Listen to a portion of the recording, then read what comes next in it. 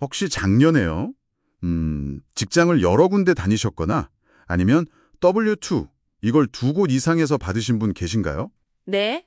그렇다면 자기도 모르게 사회보장세, 그러니까 소셜 세큐리티 텍스를요, 법정 한도보다 어쩌면 더 많이 내셨을 수도 있다는 거죠. 네, 맞아요. 이게 생각보다 흔한데 잘 모르고 넘어가는 경우가 많더라고요. 시스템 구조상 그럴 수 있거든요. 네.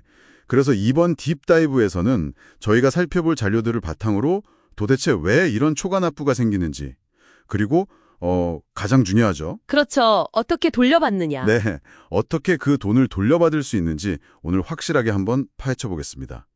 이 복잡한 세금 규정 속에서 환급 기회를 찾아보죠. 좋습니다. 오늘 자료 보니까 사회보장세 시스템, 파이카 세금, 소득 상한선, 또 환급 절차까지 아주 자세히 나와 있네요. 네, 핵심적인 내용들을 다루고 있습니다.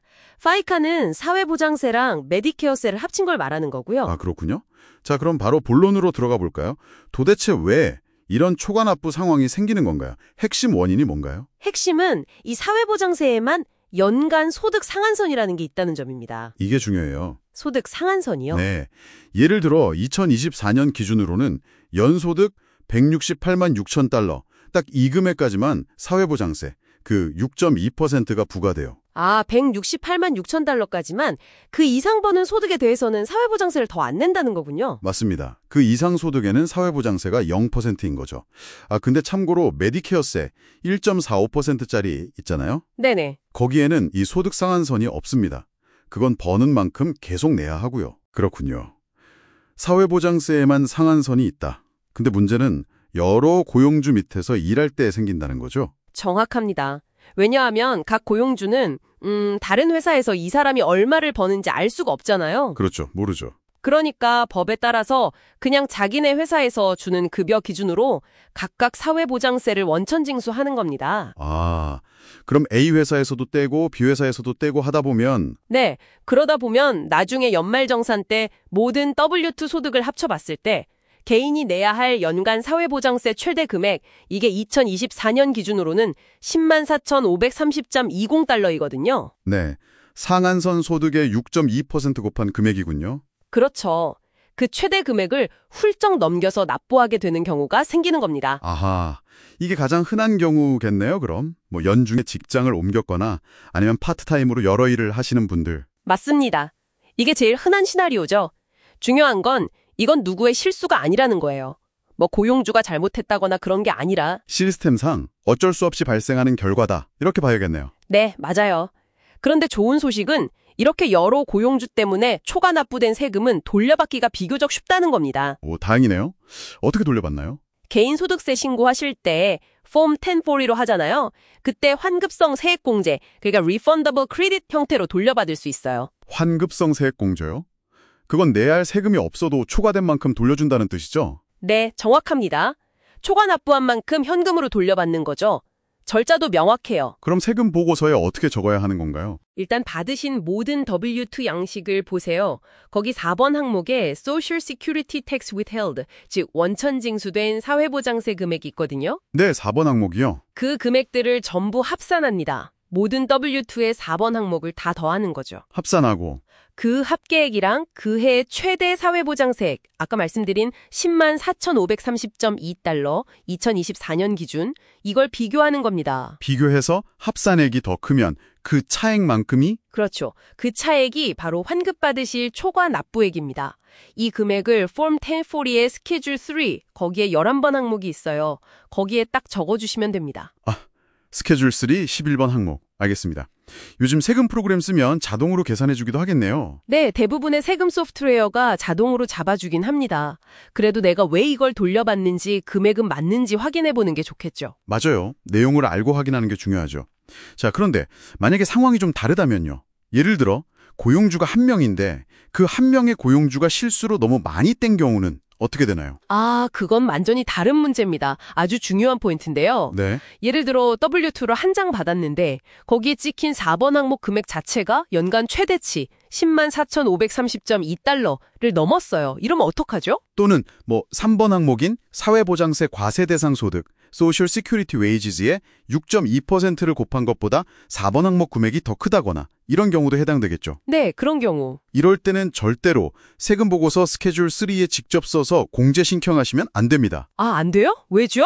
이건 시스템 문제가 아니라 명백히 그 단일 고용주의 실수이기 때문입니다.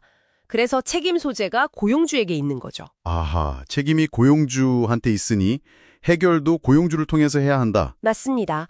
반드시 그 고용주에게 먼저 연락하셔야 해요.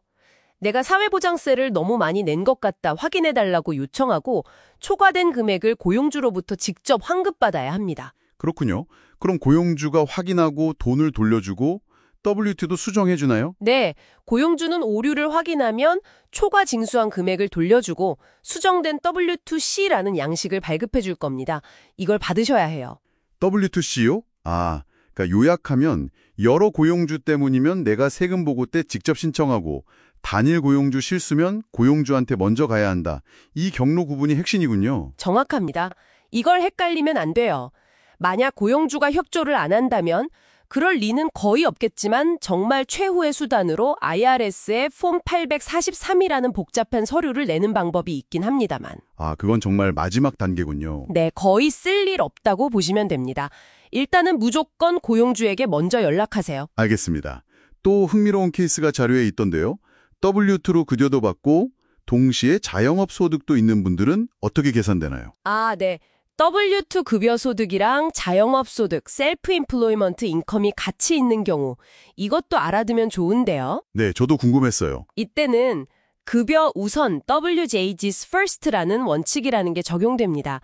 말 그대로 W2 급여가 먼저 사회보장세 소득 상한선, 아까 본 106만 8,600달러에 적용된다는 뜻이에요. 아, W2 소득부터 상한선을 채운다. 네, 자영업 소득에 대한 세금, 즉 셀프 임플로이먼트 텍스를 계산하는 스케줄 SE라는 양식이 있거든요.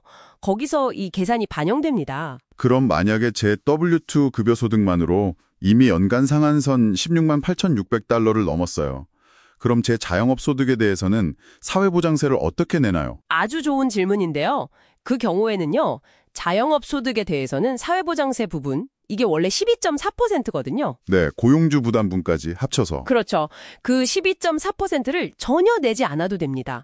왜냐하면 이미 W2 급여로 상한선을 다 채웠으니까요. 와, 그럼 자영업 소득에 대해서는 메디케어세 부분 2.9%만 내면 되는 건가요? 맞습니다. 메디케어세는 상한선이 없으니까 그 부분은 내야 하지만 사회보장세 12.4%는 안 내도 되는 거죠. 이게 상당한 절세 효과가 될 수 있어요. 와, 이건 진짜 자영업 병행하시는 분들은 꼭 알아야겠네요. 스케줄 SE 작성할 때 자동으로 반영되겠지만 원리를 아는 게 중요하겠어요. 그렇죠. 내가 왜 이 세금을 내는지 혹은 안 내는지 아는 게 중요합니다. 마지막으로 하나만 더요. 부부가 세금 보고를 같이 할 때 이 사회보장세 상한선은 합쳐서 계산하나요? 아닙니다. 아주 중요한 점인데요. 부부가 공동 보고 Married Filing Jointly를 하더라도 사회보장세 소득 상한선은 각 개인에게 남편 따로 아내 따로 이렇게 개별적으로 적용됩니다. 아, 각자 계산하는 거군요. 소득을 합산해서 상한선을 따지는 게 아니고요? 네, 절대 합산하지 않습니다. 그래서 초과 납부 여부도 남편 W2 따로 보고 아내 W2 따로 보고 각자 계산해서 확인해야 합니다. 명확하네요.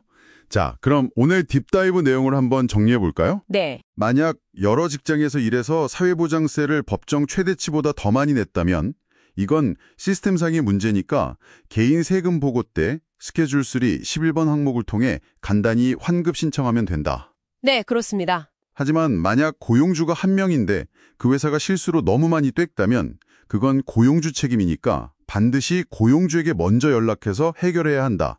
세금 보고서에 직접 쓰면 안 된다. 맞습니다. 이 두 가지 경로를 구분하는 게 가장 중요하고요. 그리고 W2 소득과 자영업 소득이 같이 있다면 급여 우선 원칙에 따라 W2 소득으로 상한선을 먼저 채우고 남는 한도 내에서만 자영업 소득의 사회보장세가 부과된다는 점. 부부 공동보고 시에도 상한선은 각자 적용된다는 점도 기억해야겠네요. 네, 핵심 내용들 잘 짚어주셨습니다. 그래서 매년 W2를 받으시면 특히 여러 장 받으셨다면 4번 항목 금액을 꼭 한번 합산해 보세요. 연간 최대치 104,503.20달러인 2024년을 넘는지 확인하는 습관 아주 중요합니다. 네, 좋은 습관이겠네요.